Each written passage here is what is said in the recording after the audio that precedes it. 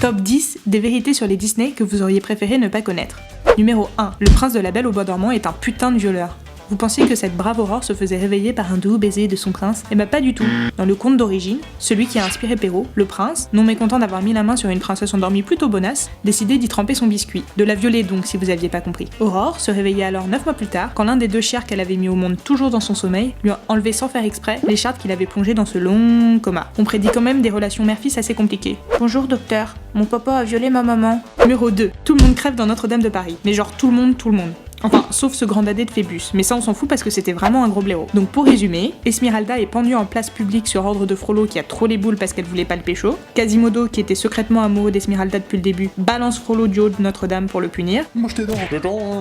Puis se réfugie dans la cave de Montfaucon, où il se laisse mourir aux côtés du cadavre puant d'Esmeralda. Voilà, je sais pas vous mais moi j'ai une pêche d'enfer.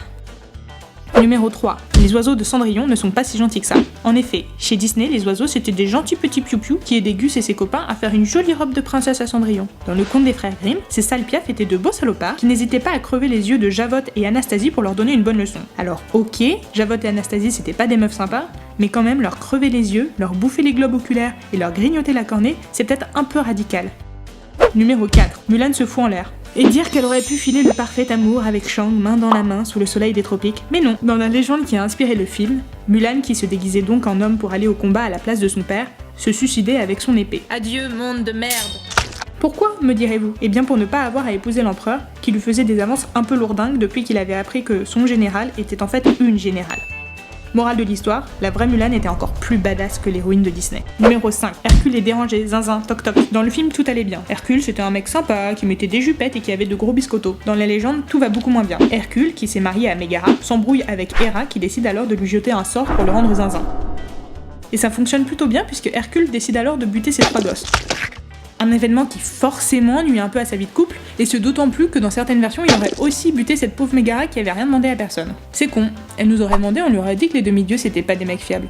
Numéro 6. Ariel est complètement dépressive. Dans le conte d'Andersen, la petite sirène en chie un max une fois sur Terre. Chaque pas lui donne l'impression de marcher sur des centaines de petits couteaux aiguisés, nous dit-on. Aïe. Mais comme si cela ne suffisait pas, son prince tombe follement amoureux d'une autre zouze. Salut toi. Qu'il épouse illico. Oh putain, elle est bonne. Sur conseil de ses sœurs, putain c'est trop un connard quoi. Qui vous noterez sont clairement des filles bien, elles songent alors à le buter, puis renoncent et se jettent à l'eau pour mourir. Bon, on ne va pas pleurer pour une nana qui était pote avec un crabe et un gros poisson jaune, mais quand même. Numéro 7. Le petit chaperon rouge se fait vraiment bouffer par le loup.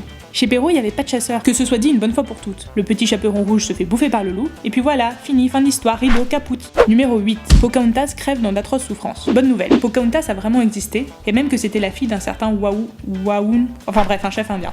La classe donc. Sauf que mauvaise nouvelle, après son mariage avec un colon du nom de John Rolfe, Pocahontas, Popo de son petit nom, fut envoyé en Angleterre pour montrer aux gens de là-bas que non, les Indiens n'étaient pas tous des sauvages assoiffés de sang, et qu'avec un peu d'éducation, ils pouvaient être très gentils. Le souci, c'est que l'air de Londres ne lui convenait pas trop, et que la pauvre est morte d'une maladie pulmonaire à seulement 22 ans. Numéro 9. Blanche-Neige et ses copains sont d'immondes sadiques. Dans le Disney, la vilaine sorcière finissait par tomber du haut de la falaise, et c'était un peu la faute à pas de chance. La vérité est beaucoup, mais alors beaucoup plus glauque, puisque dans le conte des frères Grimm, Blanche-Neige et ses amis de petite taille obligeaient la méchante reine à danser avec des chaussures de métal chauffées à blanc jusqu'à ce que mort s'en suive. On a quand même connu plus sympa comme supplice. Numéro 10. Pampan n'existe pas. Oui, on sait, c'est dur, mais il faut se rendre à l'évidence. Dans le roman de Félix Salten dont est tiré Bambi, il n'est aucunement fait mention d'un lapin qui communique en tapant du pied. Par contre, Bambi, qui est complètement neurasthénique, quitte femme et enfant, Vas-y, je me casse. pour aller vivre seul dans la forêt, en souvenir du bon vieux temps où sa maman était encore de ce monde. Bonne ambiance.